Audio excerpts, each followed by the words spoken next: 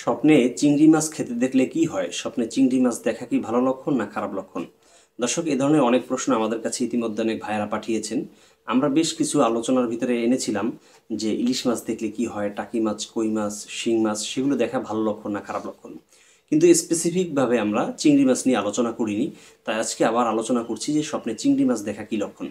দেখুন, স্বপ্নে চিংড়ি মাছ দেখার সোলেমানি খাবনামার ব্যাখ্যা অনুযায়ী দুইটি ব্যাখ্যা বোঝা যায়।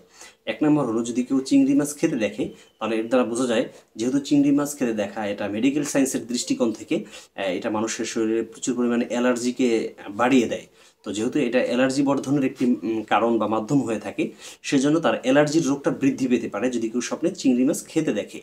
যেহেতু বাস্তব জীবনের সাথে স্বপ্নের কিন্তু একটা ব্যাপক মিল থাকে, সেই হিসেবে আমরা জানতে পারি যে চিংড়ি মাছ খেতে দেখলে তার অ্যালার্জি বৃদ্ধি পাবে, এমন কিছু বোঝা যায়।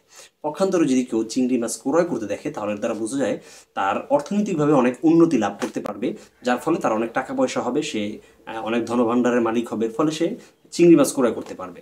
এটাও কিন্তু আমরা বাস্তব লাইফের সাথে একটু মিলিয়ে দেখতে পারি যে বাস্তবে বাজার থেকে কিন্তু 1200-1400 টাকা, 3000 টাকা কেজির চিংড়ি মাছ কিন্তু মধ্যবিত্ত কিংবা নিম্নবিত্ত ফ্যামিলির মানুষরা, সদস্যরা কিন্তু ক্রয় করতে পারে না। এটা যাদের অনেক টাকা পয়সা আছে তারাই কিন্তু এটা ক্রয় করতে পারে। সো বাস্তব জীবনের সাথে স্বপ্নের যে একটা মিল আছে সেটাও কিন্তু আমরা দেখতে পেলাম সোলেমানি খাবনামার ব্যাখ্যা অনুযায়ী। তবে তাফসিরুল আহলাম গ্রন্থে উল্লেখ করা হয়েছে যে চিংড়ি মাছকে সে যেভাবেই দেখুক না কেন, এটা কোনো অবস্থাতে তার জন্য ভালো লক্ষণ না।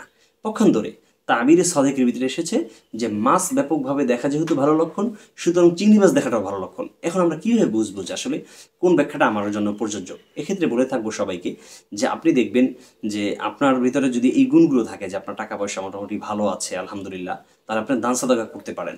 আপনি স্বপ্নে চিংড়ি মাছ দেখেছেন, বুঝে নেবেন যে আপনারকে আল্লাহ তাআলা সতর্ক করছেন যে তোমার ধন দৌলত বেড়ে যাচ্ছে, টাকা পয়সা হচ্ছে, তো তুমি দান সাদাকার পরিমাণটাও বাড়িয়ে দাও। আবার সাথে সাথে যেহেতু কোনো কোনো ব্যাখ্যা গ্রন্থ এসেছে যে এটা অ্যালার্জির রোগটা বৃদ্ধি পাওয়ার সম্ভাবনা রয়েছে, তাহলে তার কিন্তু সেই বিষয়গুলোকে অ্যাভয়েড করে চলা উচিত, সেই বিষয়গুলোকে কিন্তু তার উপেক্ষা করা উচিত। তো আমরা মোট কথা বুঝতে পারলাম যেটার কিছু ভালো দিকও আছে, খারাপ দিকও আছে। বিভিন্ন গ্রন্থ থেকে আমরা বিভিন্নভাবে এর ব্যাখ্যাটা জানতে পারি। সেজন্য সর্বাবস্থায় আমরা জানবো যে চিংড়ি মাছ দেখা এটা ভালো হতে পারে, খারাপও হতে পারে। ব্যক্তি ভিন্নতার কারণে ব্যাখ্যাও ভিন্ন হয়ে যাবে।